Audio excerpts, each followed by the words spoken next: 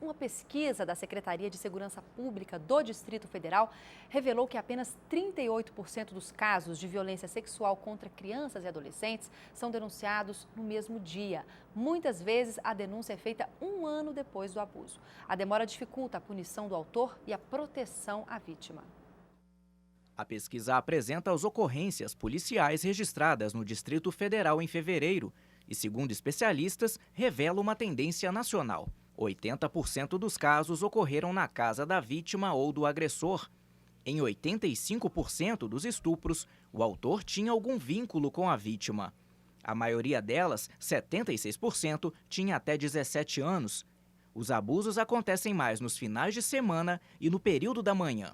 Outro dado preocupante é a demora em denunciar. No Distrito Federal, por exemplo, apenas 38% dos casos foram registrados no mesmo dia. Quando uma mulher é violentada sexualmente, geralmente o agressor é um desconhecido, o que facilita com que ela faça a denúncia logo no primeiro dia. Mas no caso de violência praticada contra criança e adolescente, essa violência é praticada geralmente por um conhecido da vítima, que estabelece com ela a questão do segredo. A demora em registrar os abusos dificulta a punição do autor e a proteção da vítima. Quando ela está dentro de casa, ela vive essa violência, ela convive com essa violência muitas vezes, por muitos anos, né? É uma pessoa que é próxima a ela, que ela tem um vínculo afetivo, né? E que é muito difícil, muitas vezes, de romper esse vínculo. No caso de menores de idade, o Estatuto da Criança e do Adolescente determina que o atendimento seja feito pela rede pública, que inclui os conselhos tutelares, as polícias, varas da infância e da juventude e serviços de saúde. Ao longo do Estatuto, desses 20 anos do Estatuto da Criança e Adolescente, a gente conseguiu tirar muitos desses casos e transformar essa pauta da violência sexual numa pauta política, uma pauta pública, dizendo que essas questões aconteciam dentro dos lares no Brasil. Além das medidas de proteção e do apoio psicológico, é importante que a vítima receba atendimento médico. Procurar um posto de saúde o quanto antes pode evitar doenças sexualmente transmissíveis, como a AIDS, por exemplo, e também uma gravidez. As denúncias de violência sexual contra crianças e adolescentes podem ser feitas pelo Disque 100. Os casos são encaminhados para a rede de investigação e de proteção. A ligação é gratuita e o Disque 100 funciona das 8 da manhã às 10 da noite, todos os dias. Para a gente falar um pouco mais sobre o assunto, nós convidamos o psicólogo e psicoterapeuta, também terapeuta sexual, né, Alencar Moreira. Bom dia, muito obrigada pela participação. Bom dia. Gostaria de começar perguntando como é que a gente pode identificar que uma criança está sendo abusada através do comportamento dela. Que tipo de comportamento denuncia que ela está sendo abusada sexualmente? Veja, a situação é bastante complexa porque a identificação, né, os sintomas, os indícios que isso possa estar ocorrendo são extremamente variáveis, né?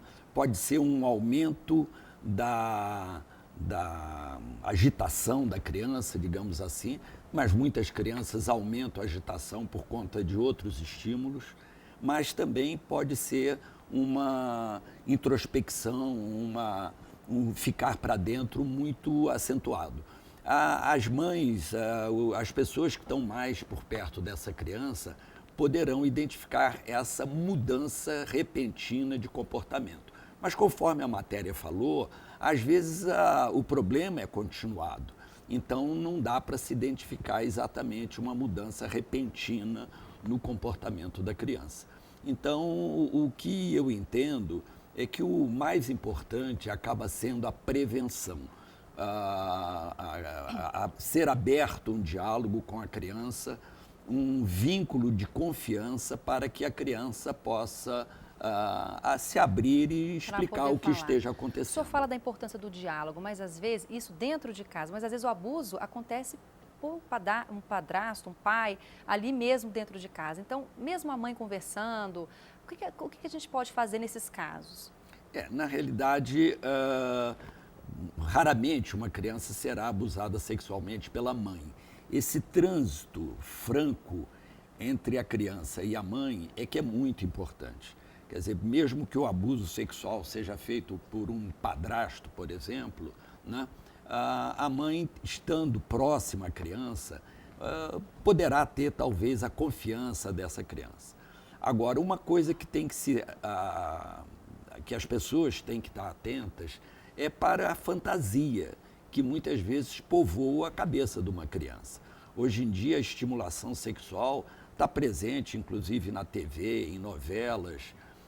As crianças, já a partir de 5, 6, 7 anos, já dialogam sobre isso em escolas e pode haver uma fantasia sobre um abuso sexual. Nós temos o caso da Escola Base, lá em São Paulo, onde acabou sendo provado que era uma fantasia da criança e a escola faliu e tudo. Agora, no caso do abuso, né, que foi feito na casa de comprovação do abuso, como é feito o tratamento nessa criança e como é que o acompanhamento pode ser feito ao longo da vida para que ela não sofra com isso, né, futuramente?